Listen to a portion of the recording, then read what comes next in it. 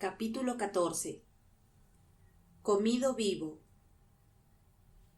Por ustedes reprenderé al devorador. Malaquías capítulo 3, versículo 11. Una vez que el Señor reveló la enorme brecha en el muro de mis finanzas, debido a que falté con el diezmo del ministerio, comencé a notar que todas las frustraciones que había estado experimentando se debían a que el devorador entraba y tomaba lo que por derecho le correspondía tomar. Podemos ignorarlo, pero el hecho es que Dios dice que debemos traigan todo el diezmo al alfolí para que haya alimento en mi casa, y pónganme ahora a prueba en esto, dice el Señor de los ejércitos, si no les abro las ventanas de los cielos y derramo para ustedes bendición hasta que sobreabunde. Por ustedes reprenderé al devorador, para que no les destruya los frutos del suelo, ni su vid en el campo sea estéril, dice el Señor de los ejércitos. Y todas las naciones los llamarán a ustedes bienaventurados, porque serán una tierra de delicias, dice el Señor de los ejércitos. Malaquías capítulo 3, versículo 10 al 12. Parecía que todo lo que tenía de repente estaba en mal estado o roto. La computadora, las luces de nuestro pórtico delantero, nuestra mesa de la cocina, nuestro enfriador de agua, nuestro lavaplatos, el filtro de agua de nuestra cocina y muchas más cosas que yo no puedo recordar en este momento. El devorador también entró y nos robó legítimamente algo muy querido para mí. Fotos en mi computadora portátil que incluían todas las fotos de nuestros 4 años en nuestra granja y luego las fotos de mis viajes alrededor del mundo. Todas se habían ido. Llegó su punto máximo cuando, en un solo día, mi hija, bendito su corazón, rompió la persiana de la ventana de mi habitación y en cuestión de minutos le había dañado la pintura del ventilador de techo a nuestra sala de estar. Ahí fue cuando me di cuenta. Estábamos siendo comidos vivos. Mi esposo celestial fue tan paciente, bueno, amable y cariñoso como siempre, cuando me guió a través de listados pasados para confirmar lo que había puesto en mi corazón, que no había diezmado sobre la segunda gran donación a nuestro ministerio. Luego me mostró que es cuando todos mis libros en mi almacén y en la oficina del ministerio habían sido destruidos. Y no es sorprendente que fue cuando me di cuenta de que mi falta de fondos era parte de las consecuencias de mi falta de conocimiento, porque Dios dijo, mi pueblo es destruido por falta de conocimiento. Oseas capítulo 4, versículo 6. Y, sin embargo, ¿necesito decirte cuán bueno y amable es Dios? El solo hecho de saber que tenía que pagar los diezmos pasados de mi ministerio no dio como resultado que pudiera pagarlos automáticamente. Podría estar pensando, bueno, por supuesto, ya que estoy en una crisis financiera, ¿cómo podría pagarlos?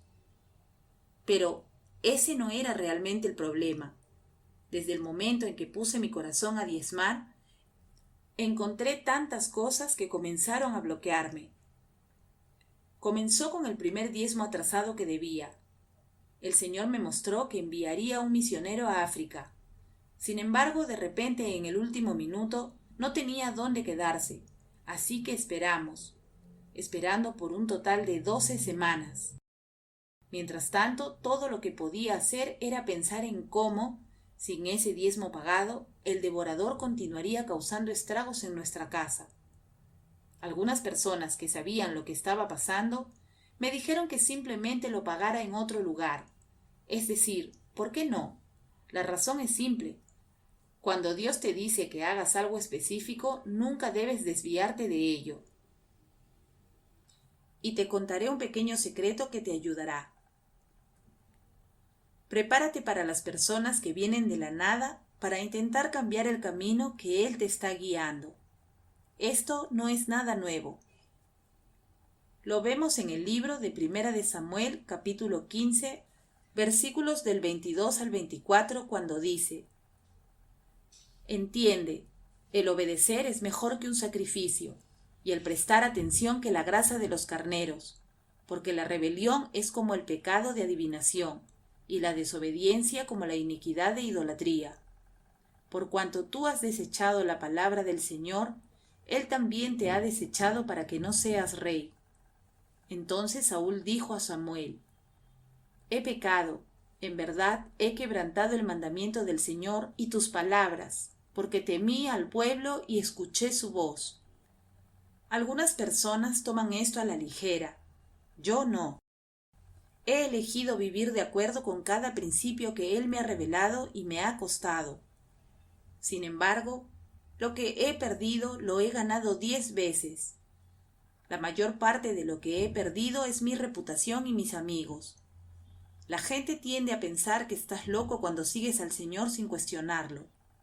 Saúl lo hizo y le costó su corona. Por supuesto, quería comprar su boleto para poder corregir mi situación de diezmo atrasado, pero no había nada que pudiera hacer hasta que las puertas se abrieran de nuevo para África. Pagarlo en otro lugar sería abrirme y a mi ministerio a la destrucción.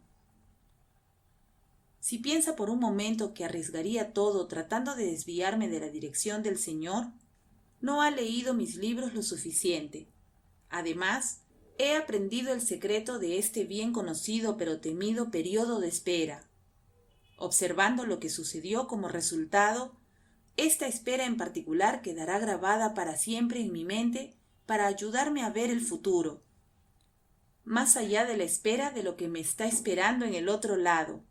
Pero eso, querida lectora, tendrá que esperar para leerlo en un capítulo futuro.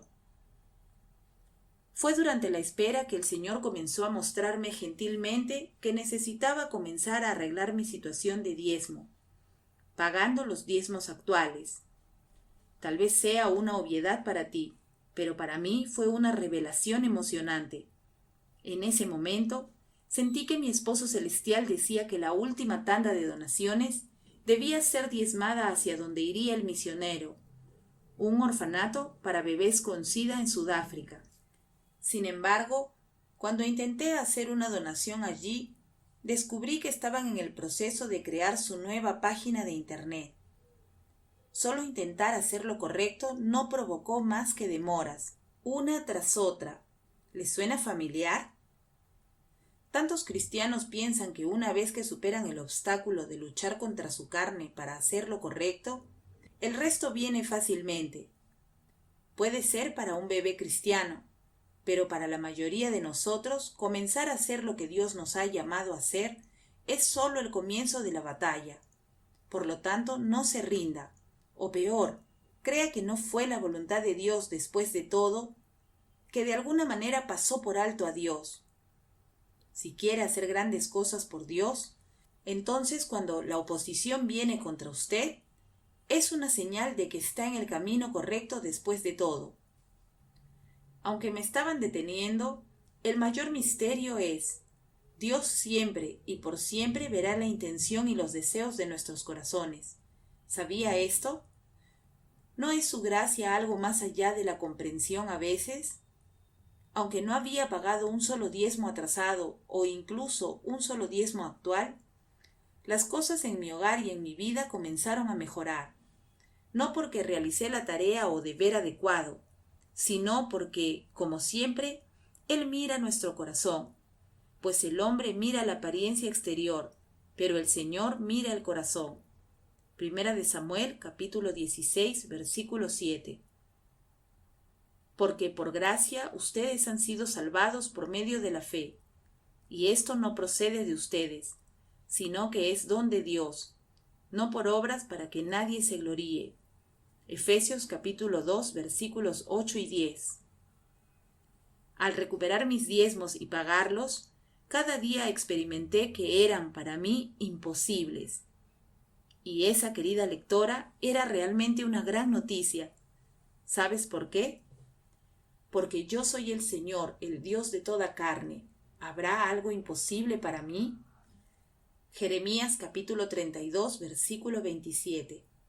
A lo que me encanta gritar: Ah, Señor Dios, Ciertamente tú hiciste los cielos y la tierra con tu gran poder y con tu brazo extendido.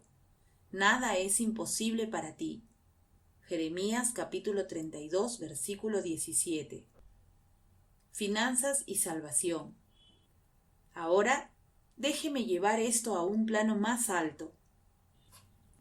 En la Biblia, Dios siempre compara nuestras finanzas con la salvación.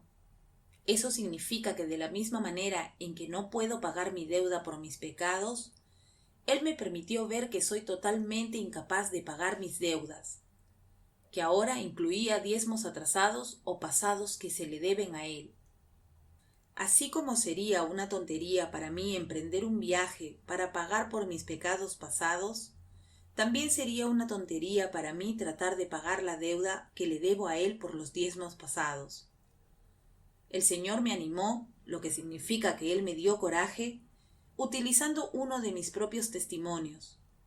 Me recordó la primera tarea que Él había puesto en mi corazón después de mi divorcio, con la promesa de construcción que mi esposo en ese momento no había pagado.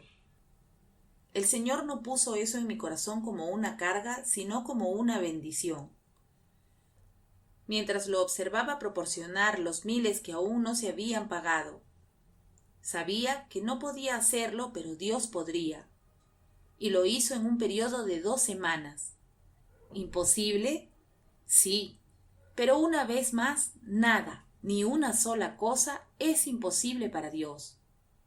Leamos en Romanos capítulo 13, versículo 8, que nos dice: no deban a nadie nada, sino el amarse unos a otros. ¿Cómo podría el Señor decirnos algo que podría causarnos una carga a nosotras cuando Él llegó a ser nuestro portador de carga? Cuando Él nos dice que no le debamos a nadie para que seamos libres de amarlos, no es una carga, sino una bendición, porque Él proporcionó los medios para pagar esa deuda, según le busquemos a Él, así como el amor con el que debemos amar a los demás. ¿Qué podría ser más hermoso? La pregunta que tuve que hacer fue: ¿por qué? ¿Por qué me perdí esto?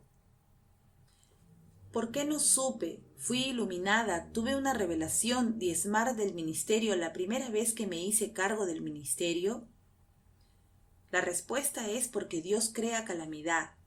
Yo soy el que forma la luz y crea las tinieblas, el que causa bienestar y crea calamidad.